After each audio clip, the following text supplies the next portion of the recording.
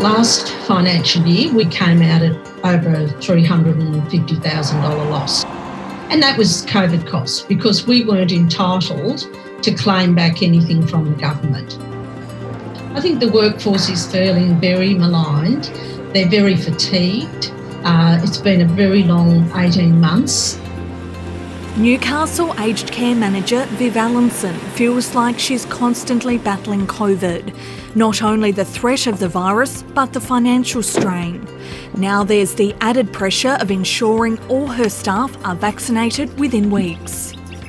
We had people booked in and then all of a sudden vaccines were diverted to Sydney for HSC students. That was a really bad decision for the workforce.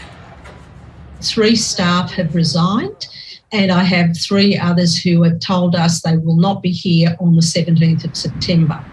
It is a tragedy to the sector to lose even 6 people to aged care.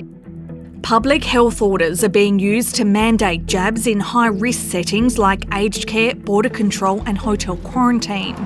But with the Delta variant causing infections to skyrocket globally, more Australian companies are weighing up no jab, no job policies. The federal government is happy to leave the prickly issue to individual businesses. Except in the areas I've already nominated, in the areas of quarantine and aged care, both the Commonwealth and the states are not making any moves. Yesterday, Qantas became the 3rd Australian company to announce jabs would be made compulsory for staff. We believe we have an obligation of duty of care for our customers and employees to make the workplace as safe as possible. Victorian-based fruit and vegetable processor SPC was the first Australian company to declare it would mandate vaccinations for its 450 workers. The overriding amount of our staff want the vaccination and want a safe workplace, so that may mean that some people may lose their jobs. The problem with just not treating people with respect and making a unilateral decision to mandate vaccines is, first of all, it's probably not lawful in most circumstances. Second of all, we worry that it will actually entrench people's views that are opposed to vaccinations. The current guidance from the Fair Work Ombudsman is that employers must have a compelling reason to require workers to be vaccinated. SPC believes it is on solid legal footing to enforce the policy. If you think of our facility up in Shepparton, where a majority of our staff are, if we have case outbreak in December, January, February, if we lose the ability to take that fruit in, we won't have fruit for the rest of the year to can, but all those farmers will have no place to send any of the peaches.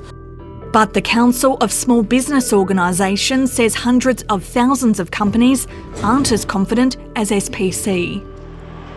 We've got hairdressers, we've got convenience stores, we've got petrol stations. It's up to the individual business owner, and they need to, unfortunately, under the current criteria, they need to assess what the risk is. The Industrial Relations Minister, Michaelia Cash, declined to be interviewed. In a statement, she said the government encouraged employers and employees to work together. But the council says businesses need more certainty so they don't wind up in court. We're talking about a number of pieces of legislation that small businesses have to navigate, and we just don't have the big HR and legal teams behind us. So we're looking for some sort of information that helps us understand what the liability is in different scenarios. In Sydney's western suburbs hotspots, where the state government has mandated jabs for tradies, some businesses have lost work because their workers won't get vaccinated. Maybe 95% of our jobs we cannot do because of this rule. We don't focus on little emergency jobs. We're a big company, we have over 20 employees. Builders are paying interest on jobs, they need their jobs to keep moving. They can't wait for me to get vaccinated. Plumber Daniel Zaytoun is hesitant to get vaccinated and believes the rule is unfair. If frontline workers, as in nurses and police officers and people that are actually dealing with COVID-19 patients on a daily basis, it's not mandatory for them to be vaccinated. Why should a plumber that's from the western suburbs has to be vaccinated, but the plumber from Bondi doesn't have to be vaccinated? We shouldn't be forced into taking a vaccine to earn an honest living. Lawyer Peter Matuk is trying to mount a legal case against the Western Suburbs construction order. This is Australia. We're a democracy, and everyone should have the right to choose. Now, I'm not anti-vax myself. I'm anti not having choice. That's what it's all about. And for the government to try and shift the responsibility onto the employer to push vaccination, that is not acceptable.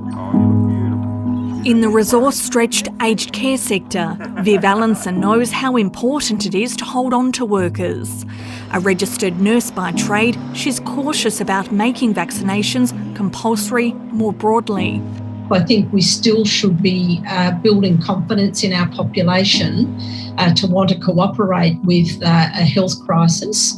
Now, it may come a time where it has to be mandated, but I don't think that is the ideal health outcome. Hi, I'm Lee Sales. Thanks for watching this story. If you'd like to watch more of 730's stories, they are on the left of your screen. And tap on the button below to subscribe and get the latest from ABC News.